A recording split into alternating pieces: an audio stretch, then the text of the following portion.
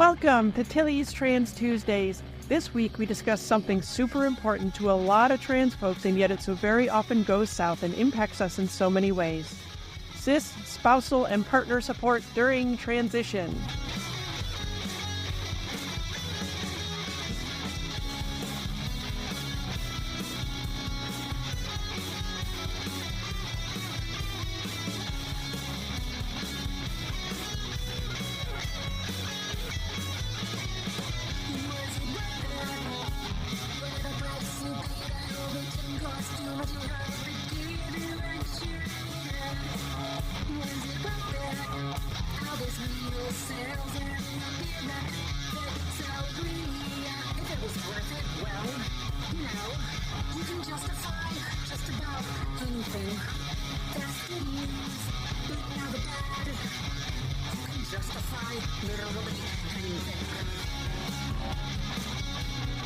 Hi, I'm Tilly Bridges, your host, and I'm joined by my writing partner, my best friend, my wife, our token cis representation, the best cis spousal support source I could have asked for, Susan Bridges.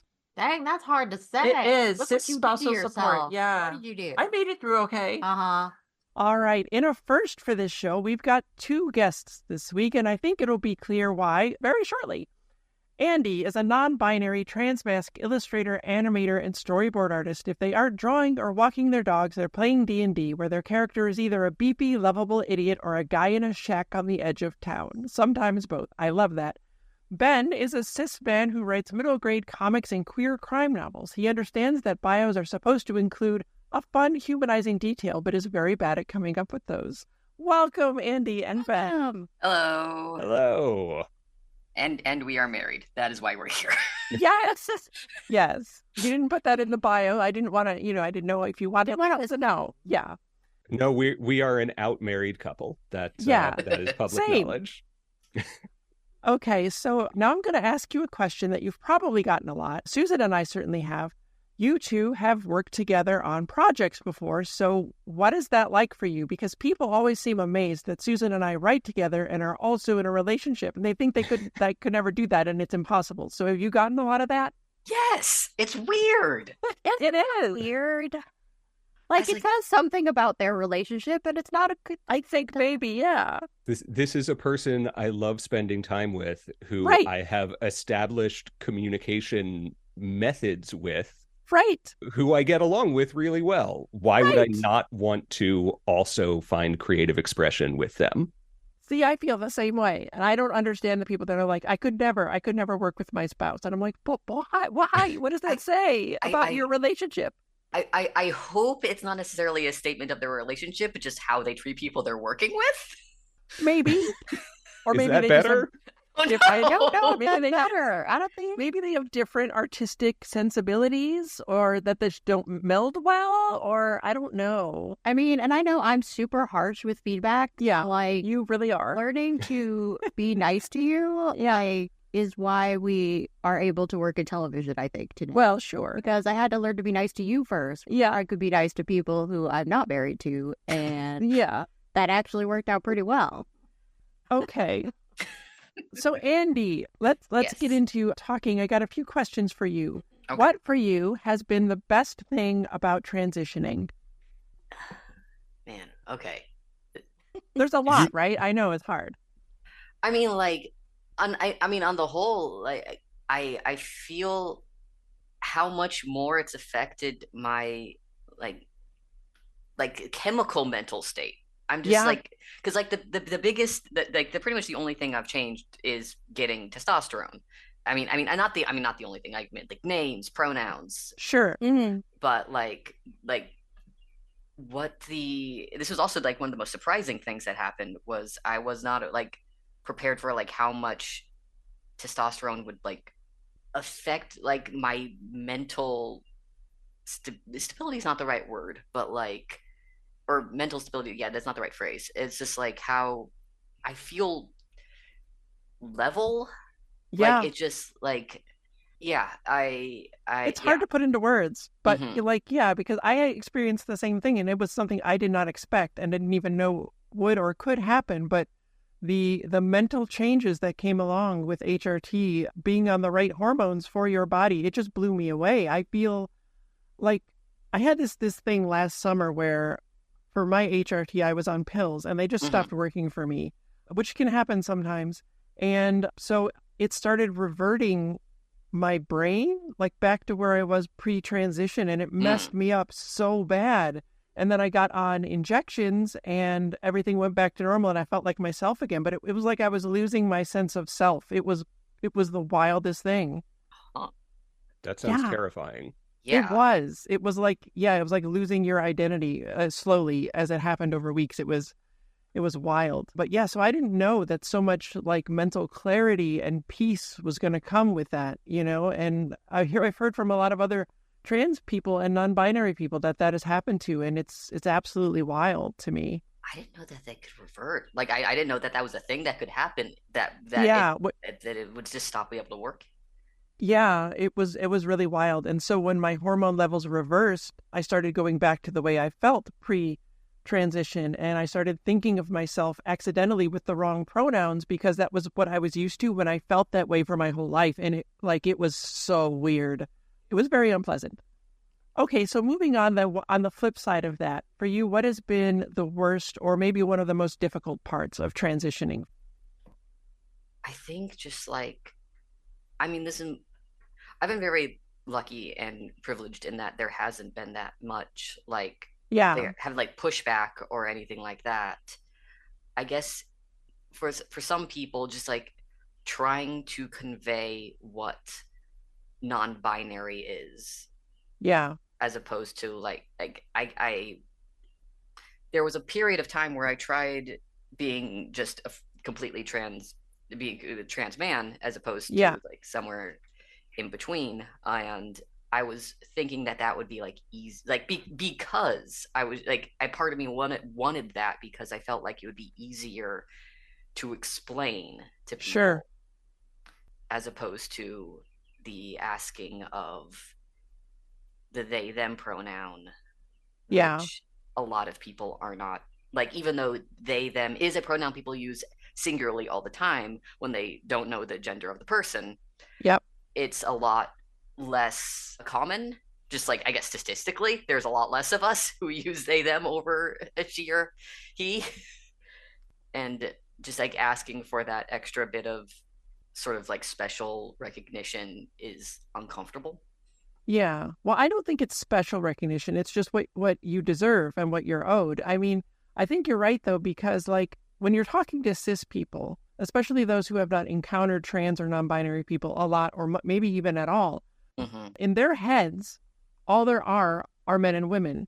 And so when you're a trans man or a trans woman, you're asking them to switch to the only other one that they think that they know or are commonly used. And so that is easier for them, I think, than, any of the non-binary pronouns or neo-pronouns where it's something that they're not at all familiar with. And non-binary can mean so many different things too, to so many different people. There's so many different ways to be non-binary. And so I think it probably confuses the cis a little more than going, from to the full end of the spectrum to be a trans man or trans woman. So yeah, I could see where that would be kind of uncomfortable sometimes, and it shouldn't be. And I'm sorry you have to put up with that.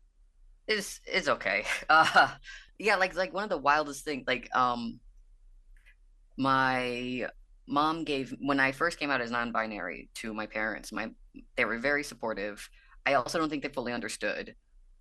My mom gave me this t-shirt that was I use gender neutral pronouns, and I was well, that's very supportive. I don't.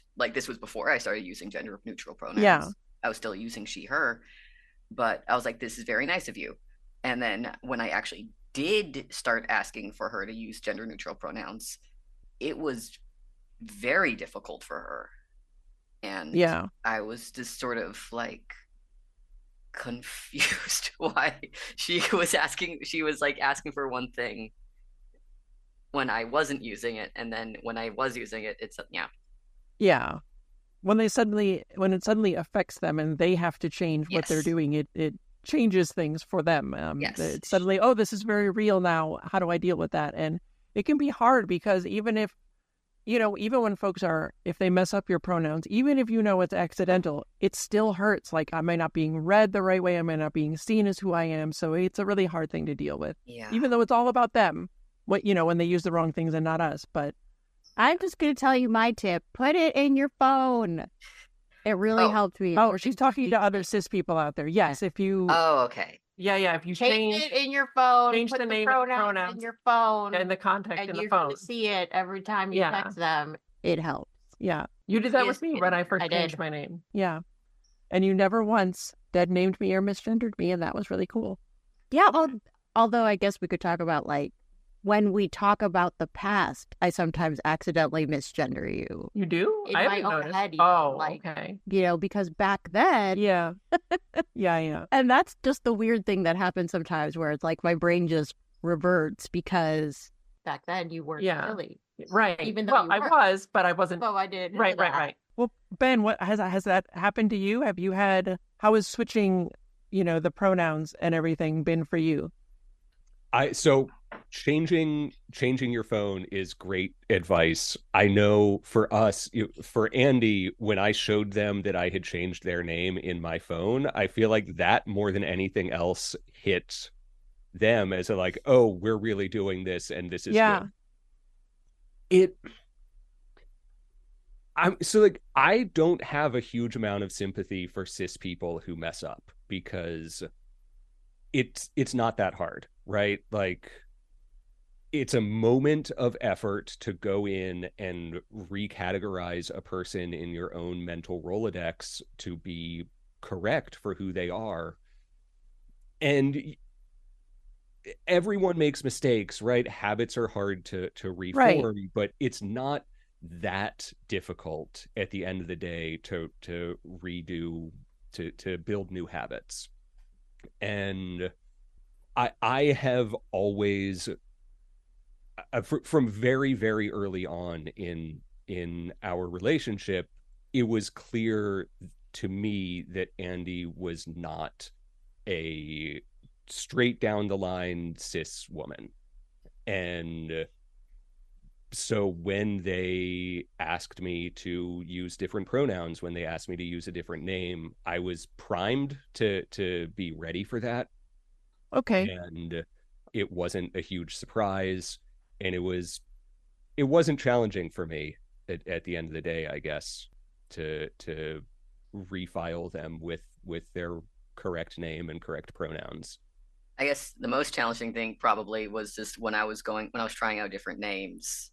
And you had to refer to me as one name in front of these people and one name in front of another people. And sometimes I wasn't. That was difficult. Yeah. Before you were out to everyone, when we were trialing different names, trying to speak about you with people who you were not out to and not dead name you. Yeah. But not out you. There was a fine needle to thread. There's a lot of linguistic contortions to avoid using any names or pronouns at all. Yeah. I've encountered some trans people who have asked people that know about them being trans and that they have a new name and everything, but aren't out to other people. I've known them to ask those people to dead name them and misgender them to the other people to protect, their ability to come out to them when they're ready. And I totally get that, and it makes perfect sense. But also, to me, that would be so hard to do because I want to respect someone. And even if they ask me to do that, it's still dead naming and misgendering them, even if they're not around. And that would hurt me to do, but I would do it for them. And it's just these weird, complicated things that come up when, life is like this. Yeah, I would definitely avoid it if I could. Yeah. Be like, this pal here. I'm your pal. Yeah, Andy had told me if I need to use the wrong name, if I need to use the wrong pronouns, do that. I didn't mean I didn't want to. I still tried as hard as I could to not. It still felt wrong. It still felt insulting and disrespectful. Exactly. It's a hard thing to do when you actually care about somebody. Mm-hmm. Okay, so before we dive in, do you two want to let folks know where they can find you online if they'd like to look you up after listening? If you don't want to be found, that's fine as well. Yeah. I have tried so many times to get onto websites and share my art, and they keep these websites, they keep dying. I was just figuring out how Twitter works when it turned into the even more dumpster fire that it is now. Yeah. I guess I have an ArtStation. I guess I technically have a Twitter, even though it's under my old name, and I have a Instagram, but they are so infrequently. I think the ArtStation is a great place for people to Yeah. go if they want to see Yeah, your if they want art. to see my art. Yeah, and I will update when I make more. Yeah, just Andy Alves, Alves. Excellent. Ben, do you have anything that you like where people can find your work? Or your book is your Man of Lies is your book if people want to look that up. Yes, I'm at Ben Crane on Bluesky and Ben A. Crane on Instagram. My website is bencranewrites.com. And yeah, my queer heist thriller novel is called A Man of Lies. You can get that wherever there are books. And Andy and I have a middle grade science fiction adventure graphic novel called Cosmic Cadets. Yeah. And that book's a lot of fun. You should check that out. Your kids will probably love it. Thank you. All right, let's get into it. It is a fairly well-known thing in the trans community that a whole lot of relationships do not survive transition. I wanted to provide you with some hard numbers on the amount of trans people that have been forced to divorce or lost partners after coming out. But despite my best efforts, I couldn't find any data on it. My hope is when the more detailed results of the 2022 U.S. Trans Survey are released, there will be some information in there about it. I just did a couple of episodes on the early insights from that report that you can find as episodes 69 and 70 of this show. Those early insights didn't include any information on relationship status or whether coming out affected that, and almost nobody studies trans people or issues at all, which is part of why that 2022 U.S. Trans Survey was so important. But there's a couple of interesting articles about it, though they of course lack any statistics because we just don't have those. There's one from a lawyer who works in family law and specializes in helping trans clients through divorces. And there's another article about a trans woman who went through a divorce and how horrible it was for her because she was trans, on top of all the other ways divorces can be horrible. You can find links to both of those in the show notes. All of that means that, like so many things about trans life, this is anecdotal. There aren't enough studies done on us, much less by trans people, for us to have hard numbers for a lot of things. See other ways this impacts us in episode 20 of this podcast on the topic of anecdotal trans health care. The fear of losing a spouse or a committed partner, and thus also possibly children and a home, is a very real one that nearly every trans person faces when coming out. It shouldn't be that way, but this is the world we live in. Part of the remarkable privilege I have as a trans woman is that I didn't lose my wife or my kid or my home when I came out as trans to them. I talked a bit about that in the Trans Tuesday on my own privilege and time and money, which was episode 32 of this show. And just really quick, I'm also remarkably privileged because I just so happen to be very, very white, and if you don't understand how every vector of marginalization a person faces compounds the roadblocks they face, see episode 10 of this show for more on trans intersectionality. And I cannot even properly put into words how important the support of my wife, Susan, was to me. She was the first person I came out to, the first one I told I was pretty sure I was trans back in 2015, even though I knew I couldn't fully transition until 2020. It's not like there weren't any bumps in the road or adjustments to be made. I'd be ludicrous for anyone to think that would be the case. But we love each other and are best friends and have always had great communication, which is vital for any relationship to succeed. And so we worked it out together. She actually helped me figure out some things I could do to start my transition in quote-unquote socially acceptable ways. For a little more on that and how exercise was one of the ways that worked for me, see the Trans Tuesday on body hacking, which was episode 9 of this podcast. And honestly, I'm like a fixer sort of person. You really are. Very annoying to a lot of people. Sometimes. But like, it is like the predominant part of my personality. Yeah. I have to fix this. Yeah. If I mention anything that is just a slight annoyance to me that I just want to complain about, you will find a solution, even though I'm not looking for one. I will deep dive into the internet for hours to find the solution to the smallest problem. Yeah. Which is great for sometimes, but not for all. Sometimes not so much. Okay, well, Andy and Ben, I wanted to ask you both Mhm. how this went for you, the coming out, the adjustment, any things that might have changed that you're comfortable talking about. Sort of like as Ben alluded earlier, there wasn't so much coming out. It was just sort of like low-key present from the Sure. beginning. So one of the very first, I don't know exactly when it happened, but it was very early in our relationship. It was months in, maybe. We were talking, and Andy said, so last night I had that dream where you wake up and you're the opposite gender. That dream that everybody has that's totally normal. Oh, I have been there. There were no signs. Yeah. So there were signs very early on. And That's amazing. I love that. Yeah, I guess maybe that was me trying to come out. I don't literally have, but I have that daydream all the time. Yeah. Same. And we are very lucky in that I am bi, and so whatever, I'm good with whatever. I'll be happy.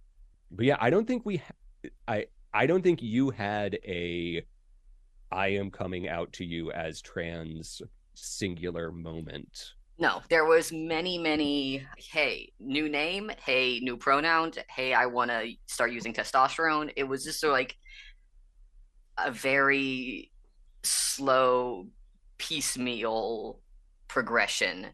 Yeah. I guess you tell me, Ben, is the fact that I hate needles so much, and that you also don't particularly like needles, and yet you are the wonderful, very supportive, helpful person who gives me my injections. Aw. Wow. I have had to become okay with needles, and Yeah. that's a small price to pay. Aw, that's so sweet. I gladly do it. I think part of that slowness might also be because you are non-binary. Yeah. And part of this whole process has been figuring out exactly where you fall on the gender spectrum. So there's been a lot of, let's just try this out and see if it works. And then, oh no, this was too far. We want to pull back a little bit, or this isn't far enough. Let's try and go a little bit further. Yeah, there is I say, God darn it, gender is so complex and strange. I say non-binary transmasc. There's also an element of gender fluidity. There have been like times where I for weeks I'm like, I am definitely a man. I am completely 100% a trans man. What was I thinking before? Where this is my egg is cracked, and then like the next day it'll flip and I will feel like a woman, and it's like, this is terrible. I was a liar. I was I was wrong before. Yeah. This whole thing is other things going wrong. And so I think just there was a point where I just was like, no, this is, if I feel like a woman again, I will also then feel like a man again. Like, this will go back. This isn't to say the word phase is somewhat like coded in that is unimportant to say there's like something's just a phase, but like I will sometimes literally go through phases and then return to the old phases. Like, yeah, I've heard a lot of like trans stories of like, oh, my egg is cracked, I will change who I am, and like there's a lot of like full steam ahead type stuff. I was the exact opposite in that like Ben and I have been dating for like beginning of a relationship was like 14 years ago. Yeah, I think 15. Yeah, I think we started dating in 2009. And it was obvious to you then, and I just got on T like last year, or that's when I actually like started to make a push to like change things. Yeah. And So yeah, I guess to answer your question of like, I actually don't remember your original question at this point. But yeah, it went very slow. But that's okay. And, it's important for people to know also that things can change as you go. And, just like Ben said, you try things out and you're like, oh, no, that was too much and I'm going to pull back. Or you go, oh, that wasn't enough and I need to do that a little more. And it's a game of adjustments. You don't have to know everything ahead of time, and it's okay to find yourself along the way. That's how it goes for a lot of us. I think it's also important to say that given the fluidity that Andy has and that many people have, yeah, that who you feel like now, who you are now, if that is different from who you were before, that doesn't make who you were before any less true, any less real. Yeah. Gender can be, a person can have a fixed gender for their whole life. They can be, I am a man. Like, I personally, I am a man. I know that. I have always known that. I do not expect that to change. If it did, if tomorrow I woke up and realized I am now a woman, that wouldn't make everything that came before less true or less real. Gender fluidity is a real thing. It absolutely is. And for folks listening, I don't have the episode number handy, but if you look it up, it's the episode on finding our own representation where I talked about Pink, the music artist. And our guest there was fully gender fluid. And so I talked with her a bunch about that and what that was like for her. So if you wanted more information on what it is like to be gender fluid and how that may present itself or what you can do about it, please go check that out because she had a lot of great things to say about it. Now, my lovely wife here, Susan, is also bisexual. So the fact that I'm really a woman and not a man didn't impact her attraction to me in a negative way, maybe actually the opposite, which is another way I'm incredibly privileged, actually. Are you more attracted to me now? I don't know. Okay. I don't think about it. All right, that's fine. I get and in the queer community too, bisexual tends to be a loaded word for a lot of people. So I tend not to use it. Yeah. I just don't really care what genitals you have. It doesn't really matter to me. Sure. Well, and why does it matter to other people? That's the thing I can never figure out. We're going to talk about this a bit. I don't get it. So, I get it. Well, let me go on. Okay. While I completely understand someone not being the gender you or they thought they were could impact how attracted to them you feel, sure, that's understandable. That's just how things work sometimes. But here's the thing. When you commit to someone in a marriage or any other long-term romantic relationship, you are committing to them, are you not? There are so many things in life that can impact how attracted we are to our partners. Not to pathologize transness or to in any way compare these two things in any way, but the most superficial. But I've seen so many people ask things like, if your spouse was in a horrible accident and was disfigured, would you stay with them? And that's ableist and bullshit and wrong to even ask at a fundamental level, right? Because of course the answer is yes, of course, yes. If you truly love them and aren't a horrible ableist monster, but if you are, well, there's your problem. But in that instance, you may not feel the same attraction to them, and that may be difficult, but that doesn't change your feelings for them. So how is a trans person coming out any different in that one superficial way? I am in no way comparing being trans to being disabled. Their appearance may change, their clothes or hair or voice or name might change, but they're still your person, the one you love and care about and wanted to spend your life with. And I'm going to tell you something now that you might not believe, but it's absolutely, totally, 100% and in all other ways true.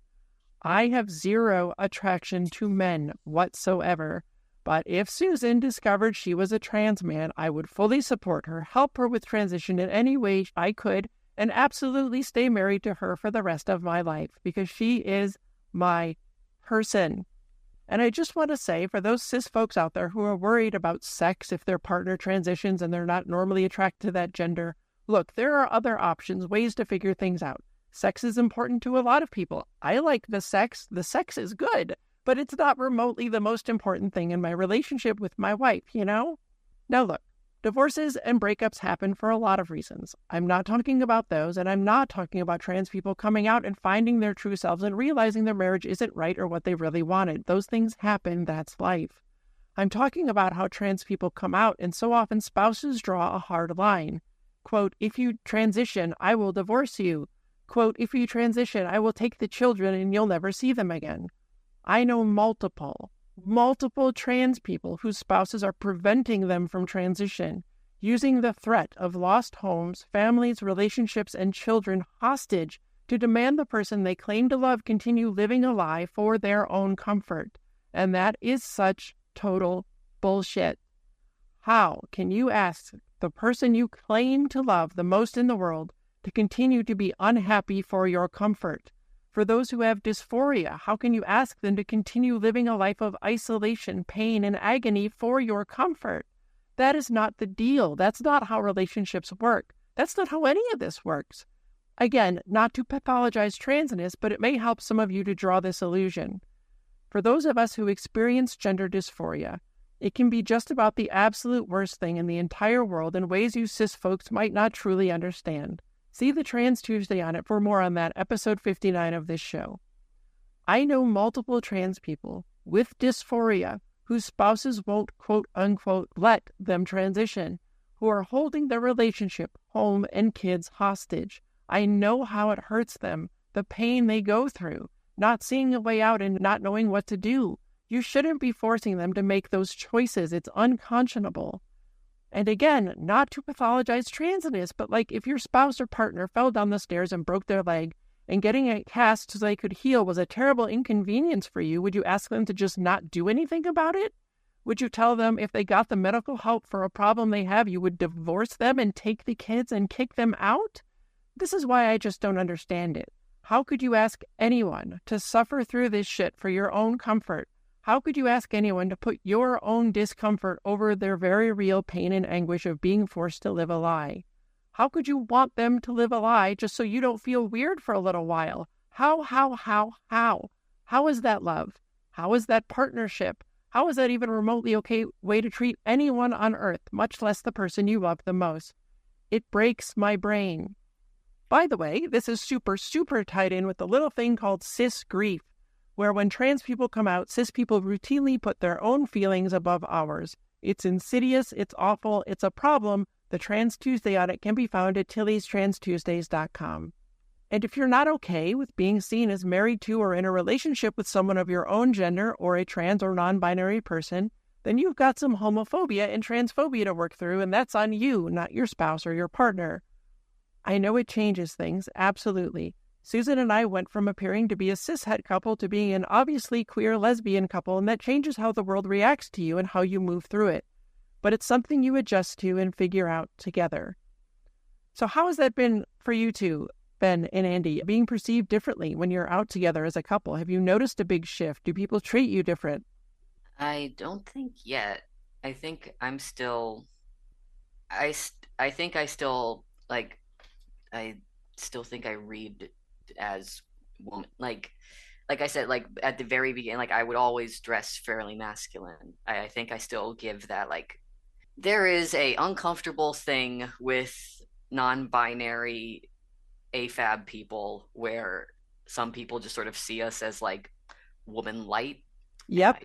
Yeah. Yep. It's horrible. Yeah. And I think because of that, there hasn't been much change. I think a lot of people still see us as cishet couple, and those who don't are the ones who would probably be like accepting and like being like that's and so we don't have like that kind of pushback. Yeah, I was gonna say, I don't think I've seen the two of you together and I would not think you were a cishet couple, but I am also trans, so yeah. You're primed to see the signs. Sure. And we're lucky to live in a liberal city. Both of us work from home. We don't go out and interact with the public a huge amount. It's not in our daily lives. And we're relatively early in this journey together. Mm-hmm. Is it something that you are worried about or thinking about, like in the future, if Andy gets read more as masc than of being seen as possibly like a gay male couple or anything other than a cishet couple? Is that a concern that you had during all of this? Not, I mean, like, is Ben, you're the one who has to change that more. It is something that we've thought of, or that at least that I've thought about. I know we've had conversations about moving to a different city other than LA. Yeah. And this was prior to Andy transitioning, and the list of places where we might move to has gotten much shorter. Oh, yeah. And I grew up in North Carolina. My parents are still there. We're going to be going back in a couple months to do a comic convention in Charlotte. A couple weeks in Charlotte. I think it'll be a couple days after this episode comes out. So if you're in Charlotte and listening to this on the day it releases, come go see them. Come find us at HeroesCon. Do it. And it's just, it is something that now has to be in the back of my mind, right? When we're traveling in the South. Yeah. You know, what do we do if someone decides to make themselves a problem? Yeah, right. my what if someone decides to make themselves a problem is much more of just like, if they clock me as just one or the, like, not like a, like something's different here. I haven't really extended it to my marital status, like to how it, not that how would it affect Ben, but like how would Ben's presence there make people because then we're just two guys hanging out. I don't know. Well, you do have the benefit of Ben being a cis man, and so him just being there can make things a little easier. Whereas with us, you know, Susan is cis, but she's a woman, and so not, you know, societally respected as well as cis men. And, you know, it was something that never even occurred to me until the first time we went out together. And I was like, oh, damn, we look like two ladies together. And I never even thought about what that would be like. Was it weird for you? I mean, and goes back to if you're a spouse of someone who wants to transition, like, you have to work through your own shit. Yeah. Like, you're going to have to work through some stuff. Yeah. And like, for me, it's like, I lose the privilege of what looks like a cis white hetero man who is quite tall. Yes, I am. And that gives me a certain amount of safety in many situations. And now that is gone. Yeah. And now I feel more protective of you, which is like that's the biggest. That's a huge shift for you. That's a huge shift. Yeah. Where it's like, but I tend to be a really like aggro kind of person. You are. And so that's just made me a little more aggro in public. It has. Yeah. So like if someone's staring, I'm staring right back at them and getting in their face about it. But that's something you have to work through on your own. How do you feel about this? How does it change the dynamic of your relationship? Yeah. It's not something where you make demands of the other person so you don't have to think about it. Exactly. It just is a sign that you have some stuff to work on. Yeah. And that is fine, but it's also not on the other person. Right. And that's what I really don't get. It's like, if you're being intentionally cruel to your spouse because you can't even take a minute to think about how this is affecting you, like, maybe that's a you problem. Maybe indeed. Yeah. I don't know what I would have done if Susan wasn't okay with me transitioning. I never in a million years thought she'd ask me not to transition, but I was still terrified to tell her, to come out to her, to speak the words out loud that could change everything. Because they could change everything, right? Even though it shouldn't. Even when I knew she'd accept me and love me no matter what. Because I'd seen it happen to so many others, and I know how cruel this world is to trans people. I don't think I would have been able to find the strength to transition if she hadn't always given me the space to explore, experiment, try things out, and find myself. It was Susan that saved me from the terrible home life I was in when I lived with my parents. And it's her that saved me when I came out to her, because she didn't just, quote unquote, let me transition and find my true self. She helped me do it. And I don't know any clearer way to explain to you that that's how it should be. We talked. I told her about what I was going through, how I'd felt my whole life, what living with dysphoria was like, how I looked back and saw through my life that the signs were always there that I was trans, which I talked about back in episode 6. She never, ever, ever made me feel bad about any of it for any reason. She listened and asked questions and then basically said, well, if that's what you need to do, let's figure out how to do it. And I don't know if I'd have been able to go through everything transition entails if I didn't have her by my side the entire way. She's my eternal cis backup. She fights for me and defends me and helps me and loves me, the way a best friend and wife should. And Andy, I was wondering if you could talk a little bit about this. I know that you said you didn't really have a coming out moment, but at least not with Ben. Right, not with Ben. But was there anything beforehand, even way back when, before, early on even, where you were scared about what the reaction might be? Or, again, not having anything to do with Ben himself, but just because, society can make it so hard for us. I guess with regards to Ben, whether or not he would break up with me or something. Right. I mean, when I started, I guess either intentionally or unintentionally dropping hints about my gender, it was earlier in my relationship and I was less committed. So if it was something that really, really upset him, then okay, this is either this was also when I was starting to figure myself out, then maybe, I don't know, maybe I'd be okay, push this down. Maybe this is bad, or okay, this isn't worth it. This relationship isn't worth it if because like I said, I this was early when I started to If it had been a deal breaker for me, if I had been a shitty person, if I had been a terrible person, you can cut out the bad language if we need to. I apologize. Shits are fine. Shit. Okay. If I had been that guy, Andy wasn't committed enough to the relationship that cutting it off would have been a terrible, significantly life-altering thing. Right. And I guess, I'm I know that is not the case for a lot of people who have years invested, and we're talking about people with families. Jeez. Yeah. Although I want to say that even you saying there, though, that maybe I would have pushed this down and tried to hide it or forget about it. So many people feel they have to do that. And that possibly, was a random thought that even went through your head. I mean, that is just it's a horrible thing that none of us should have to go through. And it can happen, again, even when we have the most accepting, wonderful spouses or partners, because it just happens to so many of us all the time. And it's really rough. I do have to say, the fact that Ben is bi definitely makes me feel a lot more comfortable with this. Sure. I guess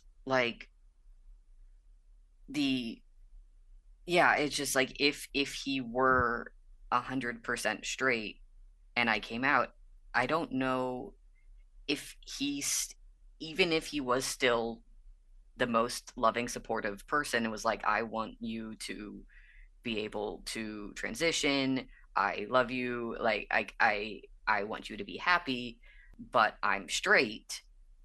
Yeah. I don't know if I would be comfortable necessarily continuing a relationship, maybe a very intense friendship, still very much care for this person, but if he didn't see me, if he only saw me as if he ended up still being if he showed that he was still attracted to me and he was straight, would that make me feel more like a woman? Would I see that as a misgendering, as you're not actually seeing me? Yeah, that's fascinating and a really good point. And, it was something that I've never really sat and considered how I would have felt if Susan was super straight and I needed to come out. That definitely would have made it even harder to do. And I kind of think I think I would feel like Andy was saying, where we I can't imagine us not being in each other's lives. Yeah. We would find a way. Right. You find a way. We would still to make it work. Working together, and even if we decided to, say, hey, that part of our relationship, it's just not going to work out. But I mean, that's the thing. It's fine to talk about these things if you're with the right person. Because you have to communicate about everything and talk about things. And it's also, there's a huge amount, even though I have always been a queer person, I was never part of any queer community. Right. I even felt rejected at times by the queer community because I was an invisible queer. Right. So and then now we are part of the queer community, and that's a complicated set of feelings too, being erased by the queer community now that we are visibly queer. Right. We weren't before. Right. So and there's a lot of homophobia and transphobia through all of society that we all absorb, no matter if we're queer or not. Yeah. Mm-hmm. So that's another thing we have to sit with and think about. And yeah. Also, I think it's really important for cis people to think about what kind of transphobic crap has crossed my path that I maybe internalized or I thought was true, which is not true. There's a lot of it out there. In fact, you can see the episodes on implicit queerphobia and internalized transphobia. I don't have the episode numbers handy, but they're there. And you will learn a whole lot more about that because it's something we've all got. We didn't want it there, but society worms it into you by the way society is. And so it's the work of an entire lifetime to find it and root it out as best you can. Cis, spousal, or partner support is so rare for trans people. A whole lot of us are exclusively T4T or trans for trans, meaning we only date or look for relationships with other trans people who know what we're going through and won't abandon us because of it. So to the cis folks listening, you do not know how important and vital your support of us is when we come out to you, and that goes double if you're a spouse or a romantic partner in a long-term committed relationship of any kind. Thank you for being here, Andy and Ben. This has been wonderful. You're both a delight. Yay! Thank you for having us. Yes. It's been really lovely to talk about this with you, and I want to personally say thank you for doing this, for weekly putting yourself out there, for being so open with the world about very raw and difficult things. And I can tell you that has made me a better person and partner. And he reads your sections all the time. I am genuinely delighted to be on here, and thank you for doing this show. Oh, well, thank you so much. I just want to help people if I can. You do. No.